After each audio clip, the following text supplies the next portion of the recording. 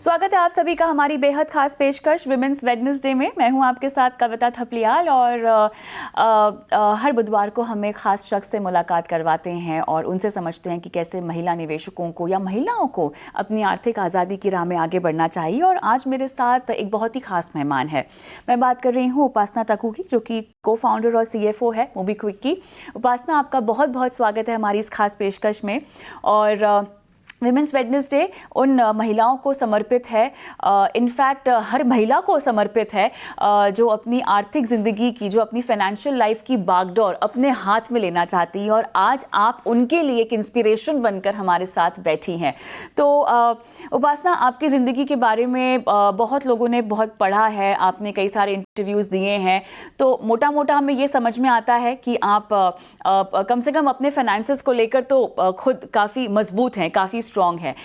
लेकिन अब क्योंकि आप एक ऐसी जगह पर पहुंच चुकी हैं उपासना, जहां पर आप जो सीखा है आपने, जो आप जानती हैं, वो आप आगे भी बढ़ा सकती हैं, वो आप समाज में भी दे सकती हैं।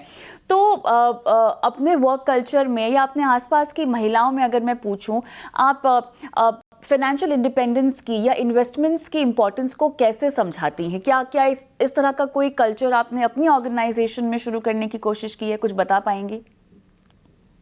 हाँ जी, बिल्कुल। पहले तो बहुत बहुत शुक्रिया मुझे आपके प्रोग्राम में बुलाने के लिए। एंड मैं ये कहना चाहती हूँ कि फाइनेंशियली इंडिपेंडेंट होना, काम करना, अपने पैसे कमाना बहुत इम्पोर्टेंट है। और इससे इस बात का कोई लेना देना नहीं है कि आपकी फैमिली रिक्वायर करती है कि आप काम करें या ना। मेरा तो सबसे पहला थॉट प्रोसेस यही होता है कि अगर भारत की सारी औरतें काम करेंगी जो काम करने की उम्र की हैं, तो हमारे जीडीपी की ग्रोथ ही इतनी सब्सटैंशियल हो जाएगी।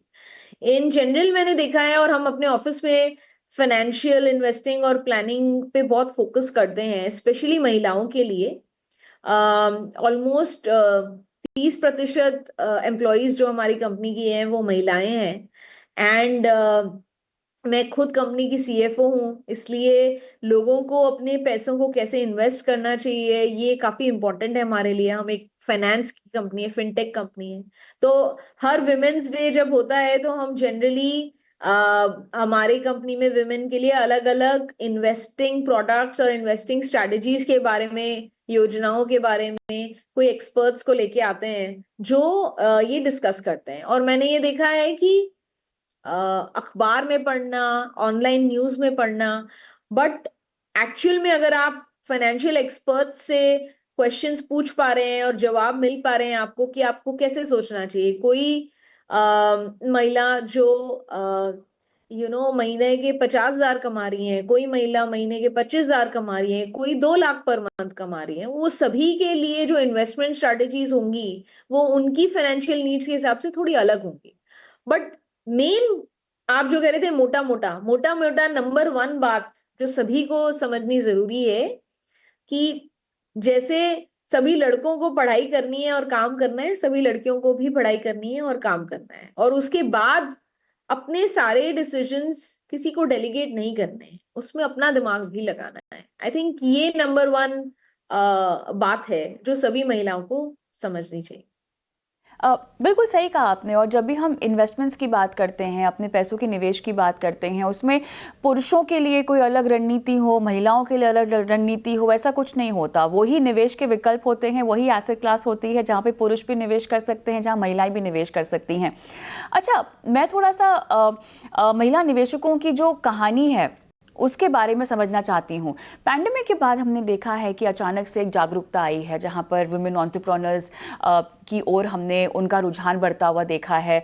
छोटे मझौले शहरों की बात करूँ हमारे देश के, तो वहाँ पर हमने देखा है कि महिलाओं ने घरों से ही जो है अपना व्यवसाय शुरू कर दिया और कहीं ना कहीं उन्होंने अपनी खुद की कमाई कमाने के लिए मेहनत की और सोचा और कदम बढ़ाया। आपकी इतने लंबे सफ़र में अगर कोई एक ऐसी कोई अड़चन जो आपको लगता है कि उनके जहन में आती, उनके सामने आती, जिसको पार कर पाना बहुत ज़रूरी है अपनी फाइनेंशियल स्टेबिलिटी के लिए, तो वो कौन सी अड़चन होगी उपासना? अड़चन जो आती है कि फाइनेंशियली इंडिपेंडेंट हो जाएं या खुद इन्वेस्ट करें, निवेश करें, निवेश करने के लिए आप पूछ रही हैं? दोनों के I- लिए, फाइनेंशियल अपनी अपनी फाइनेंशियल बागडोर अपने हाथ में लेकर आगे बढ़ने में सबसे बड़ी अड़चन आपके मुताबिक क्या होती है जो उन्हें तुरंत प्रभाव से समझकर दूर करनी चाहिए? सेल्फ कॉन्फिडेंस, अपने ऊपर विश्वास। आई थिंक प्रॉब्लम कहीं और नहीं है। मैं ये नहीं कह रही हूँ, कुछ फैमिलीज में ज्यादा पेट्रियार्कल कल्चर है, मतलब आपके पिता हैं, आपके पति हैं, आपके भाई हैं, उनका ज्यादा सुनी जा रही है और महिलाओं की कम सुनी जा रही है। कई फैमिलीज हैं जहाँ पे इक्वालिटी है, और मतलब ऐसे अलग अलग कल्चर से महिलाएं आ रही हैं। बट आई थिंक सबसे इम्पोर्टेंट तो ये है कि अपने ऊपर विश्वास। अगर अपने ऊपर विश्वास नहीं होगा कि मैं ये कर सकती हूँ, तो इंसान नहीं कर पाएगा। और मैं बहुत सारी ऐसी औरतों को जानती हूँ, महिलाओं को जानती हूँ, जो पढ़ाई कर चुकी हैं, जॉब कर रही हैं, पैसे कमा रही थी, लेकिन पैसे स्पेंड भी कर रही हैं। डेली लाइफ, घर के खर्चे तो औरतें ही ज्यादा संभालती हैं। बट जब निवेश करने की बात आती है, जब सेविंग्स करने की बात आती है, तो ये सारे डिसीजन पूरी तरह आउटसोर्स करके रखे हुए हैं। या तो पिताजी को आउटसोर्स किए हैं, या पति को आउटसोर्स किए हुए हैं, या भाइयों को आउटसोर्स किए हुए हैं। इन इन सब चीजों में मैंने देखा, ऐसी सब स्थितियों में जब कोई प्रॉब्लम आती है, उसके बाद फिर वो वुमेन पे आ जाती है कि अब मुझे सब कुछ खुद करना है। जब कोई दुर्घटना हो जाती है या घर में कोई अनहोनी हो जाए, वो सिचुएशन बहुत गलत टाइम है आपको ये सारी चीजें सीखने के लिए। इट इज बेटर, बहुत ही अच्छा है अगर आपने किसी के साथ, वेदर आपके फैमिली के कोई मेल मेंबर हैं, आपके फ्रेंड्स हैं, या आपके कोलीग्स हैं, किसी के साथ आपको डिस्कस करके उनकी राय लेके अगर आप निवेश करना चाहते हैं तो बिल्कुल करें। बट राय लीजिए, उसके बाद खुद भी सोचिए, समझिए, और अल्टीमेटली खुद ही निवेश करिए। ये मैं कहना चाहती हूँ, बिकॉज इसमें कोई रॉकेट साइंस नहीं। मतलब अगर आप 1,000 रुपए की साड़ी खरीद सकती हैं और 1,000 रुपए की जीन्स खरीद सकती हैं, तो आप 1,000 रुपए की डिजिटल गोल्ड भी खरीद सकते हैं, 1,000 रुपए की इक्विटी शेयर्स भी खरीद सकते हैं, 1,000 रुपए आप इन्वेस्ट भी कर सकते हैं। ऐसे सोचना चाहिए हमको। अगर हम ऐसा सोचना शुरू करेंगे तो कोई भी चीज हमें मुश्किल नहीं रहेगी। बिल्कुल सही कहा आपने। अच्छा, यहाँ पर एक चीज़ मुझे समझनी है आपसे। शेयर बाज़ार में निवेश को लेकर सबके अपने अपने अपनी अपनी सोच होती है। अधिकतर लोग समझते हैं कि इसमें बहुत ज़्यादा जोखिम है। कुछ लोगों को दूसरों का मुनाफा दिखता है तो उनका घाटा ज़्यादा दिखता है, और उस डर के मारे जो है वो उसमें आते भी नहीं हैं। आप शेयर बाज़ार को कैसे समझती हैं और कैसे समझाएंगी हमारी विमेन इन्वेस्टर्स को, क्यों इक्विटी का क्वेश्चन आपके पोर्टफोलियो में होना ज़रूरी होगा आपके मुताबिक?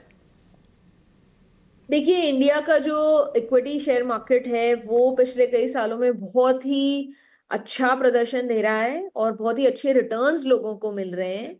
अब इसमें आप जब भी बाजार में घुसे, मेन चीज ये है कि आप एक लिमिटेड पोर्शन इक्विटी में इन्वेस्ट करें। और अगर आप लेट्स से 100 रुपए इन्वेस्ट करना चाहते हैं, उसमें से कुछ आप स्टॉक्स पिक कीजिए, उनके बारे में पढ़िए न्यूज़पेपर्स में, ऑनलाइन। और स्टॉक पिक्स भी रिकमेंड करते हैं बहुत सारे ब्रोकरेजेस के एनालिस्ट। आप उससे भी, रिकमेंडेशन से भी उनके बारे में रीड करके आगे बढ़ सकते हैं। स्मॉल बेट्स लीजिए, थोड़ा थोड़ा इन्वेस्ट करिए कईयों में, आपको रिटर्न मिलेगा। और अगर आपको शुरू में कॉन्फिडेंस नहीं आ रहा है, तो आप ज्यादा पैसे म्यूचुअल फंड में डालिए, जिसमें आप कैटेगरी वाइज कर सकते हैं कि आप ऐसे फंड में डालिए जो इंडिया की टॉप कंपनीज में इन्वेस्ट करते हैं, या ऐसे फंड में डालिए जो इस सेक्टर में दे रहे हैं और उनका पिछले 3 साल का, 5 साल का आप ट्रैक रिकॉर्ड भी दे सकते हैं कि रिटर्न्स क्या मिल रहे हैं। तो मेरा मानना यह है कि कॉन्सेंट्रेटेड बेट्स ना लें, across multiple asset classes invest करें। और जब तक शेयर मार्केट में स्पेसिफिक इक्विटी में कॉन्फिडेंस ना आए लेने के लिए, तब तक आप जो एनालिस्ट हैं, जो आपको प्रोफेशनल ब्रोकरेजेस एडवाइस कर रहे हैं, या तो उसके बेसिस पे थोड़ी थोड़ी इन्वेस्टमेंट कीजिए, या म्यूचुअल फंड्स जिसमें आपको बास्केट बनी हुई मिल रही है कई स्टॉक्स की, उनमें इन्वेस्ट कीजिए। उसमें आपको रिस्क भी कम रहेगा, जोखिम भी कम रहेगा, और रिटर्न। ऑलराइट, आखिरी सवाल आपसे पूछना चाहेंगे यहाँ पर, और सवाल ये होगा आपके इन्वेस्टमेंट पोर्टफोलियो पर किस तरह से आपने पोर्टफोलियो बनाया हुआ है और आगे आप क्या क्या अपने पोर्टफोलियो में नया डालने के बारे में सोच रही हैं? मेरे अभी के पोर्टफोलियो में रियल एस्टेट है, घर है, इक्विटी है शेयर मार्केट से, इक्विटी से ज़्यादा मैंने म्यूचुअल फंड में इन्वेस्ट कर रखा है। मल्टीपल म्यूचुअल फंड्स में मैंने पैसे डाले हैं और जिसमें मेरे को काफ़ी अच्छी रिटर्न मिल रही है पिछले 3-4 सालों से और अभी भी मिलती जा रही है। इसके सिवाय मैंने गोल्ड में इन्वेस्ट किया है। इसके सिवाय मैंने कुछ ऑल्टरनेटिव इन्वेस्टमेंट्स की हैं। और मैं काफ़ी पर्सनली मैं काफ़ी रिस्क टेकिंग इन्वेस्टर हूँ, तो मैं नई नई चीज़ें करती रहती हूँ। जैसे कोई भी नए एसेट क्लास आते हैं तो मैं उसमें भी छोटा मोटा डाल के ट्राई करके देखती हूँ क्या होगा। अब क्या है ना, टिकट साइजेस काफी कम हो गए हैं। पहले ऐसा होता था कि आपको कुछ भी इन्वेस्ट करने के लिए इतने हजारों या लाखों का इन्वेस्ट करना है, अब आप बहुत छोटे से भी शुरू कर सकते हैं। तो मैं जनरली ट्राई करती रहती हूँ नए एसेट क्लासेस। और फ्रॉम अ ट्रेडिंग पर्सपेक्टिव सबका अपना अपना निश्चय है, बट मेरे पास टाइम की कमी रहती है, इसलिए मैं डेली और वीकली ट्रेड्स में बिलीव नहीं करती हूँ। मैं लॉन्ग ओनली इन्वेस्टमेंट करती हूँ, जिसका मतलब है कि आप लंबे दर्जे के लिए इन्वेस्ट कर रहे हैं। अभी आप इन्वेस्ट करें जिसकी आप रिटर्न आपको इस साल नहीं चाहिए, अगले कुछ वर्षों में आप चाहते हैं कि आपको अच्छा रिटर्न मिले, तो मैं उस टाइप की निवेश करती हूँ। ऑलराइट उपासना, समय मेरा समाप्त हुआ है, लेकिन बहुत बहुत धन्यवाद आपका, आपने हमें समय दिया और हमारी विमेन व्यूअर्स और विमेन इन्वेस्टर्स का मार्गदर्शन किया। धन्यवाद आपका। थैंक यू वेरी मच, बहुत बहुत शुक्रिया आपका। Thank you. इसी के साथ मुझे भी इजाज़त दें इस खास पेशकश में। नमस्कार।